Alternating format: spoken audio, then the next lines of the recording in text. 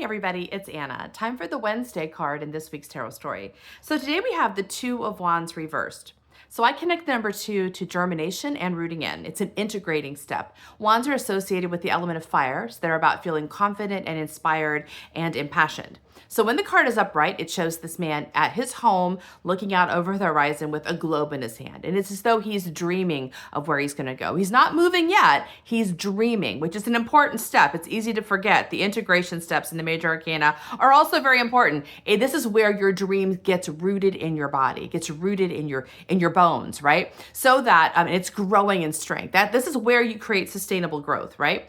So the idea here is that he is allowing the passion, the inspiration to sort of grow within him, the momentum growing internally until he moves from the 2 into 3, which is action, is manifestation. This card came to us reversed. And that suggests to me, in the context of this tarot story, that we might be getting a little stuck in that 2 of Wands position, which is we are dreaming about what we're going to do, but we're not actually moving on it yet, even though maybe it's time to move on it.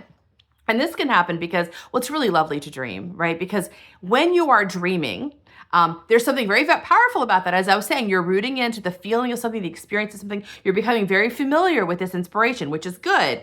But once you start translating from the dream state into the physical state, it's going to change. And so you have to enjoy this time of dreaming, but take it very lightly. Don't create a lot of expectations of what it's going to look like, because that's where the mind can be very heavy-handed and get very perfectionistic, right? And that ends up creating the opposite energy of what we want.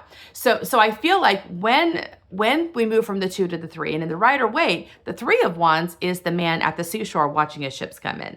So I always think of that as we've been in this position of kind of passion and growing and feeling rooted in, and the energy has gotten so high within ourselves that the universe is now reading it. It's reading our energy. It's now sending us resonating opportunities, right?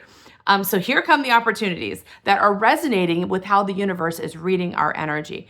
But if we have a very, very static idea of what those opportunities should look like, when they come our way, we may not see them because they might look quite different than what we expect. And that's the nature of translating something from spirit to the physical world. It doesn't translate perfectly. So we have to help the mind not get too caught up in its own ideas. And I feel like that could be what's happening here, is that we're in this, while this is in a dream state, it's internal to us, it's not visible yet, and it hasn't shown itself, it hasn't become something new and different in the world. So we don't have to make any adjustments just yet. But I think this is the invitation, is to recognize that it's not just about dreaming it, it is about doing it in the world. It doesn't become available in the world as blessing until it comes out of our bodies into the world, right? And we had yesterday the Page of Cups, which is that young, adventurous energy, and the cups are about your heart and like listening to your heart. So I think the Page is a student energy, which means he is absorbing, he's looking, he's gathering data, he's learning from others. It's a lovely energy, right? But we're not here to just be students and to dream and to collect. We're here to produce something. And that's when we move from contemplation into action, which is like moving to the Knight in the court cards. So I feel like here we're being invited to recognize there are opportunities opening up. The universe is sending things our way, but if they're not if your mind is too rigid in what it's expecting, you might be missing these opportunities. So I think about the 3 of Wands as the next step after the 2 of Wands, right? Well, I also think of that coordinating the 3 of Swords, which is the swords as the mind's trajectory. The 3 of Swords shows the heart pierced with 3 swords, and it connects to the experience of the mind's disappointment when its plans don't work out, right? So the mind's upset because it had an idea of how things were going to go, and they're not going that way. And the mind can be resistant around that. Like, that's not right. Something's wrong. Where did I go wrong? Instead of recognizing, no, this is the way it's supposed to work out. Your ideas were too small, too limited. The universe is doing something else. So the mind recognizing that when its expectations are not met, it's because other story is at play, and it'll be a more fun story because the mind is limited.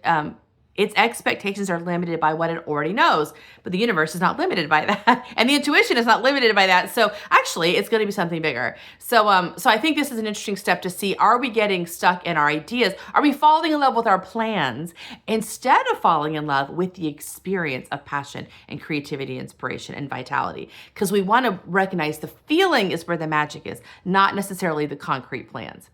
That's our card for today. See you tomorrow for our next one. Bye.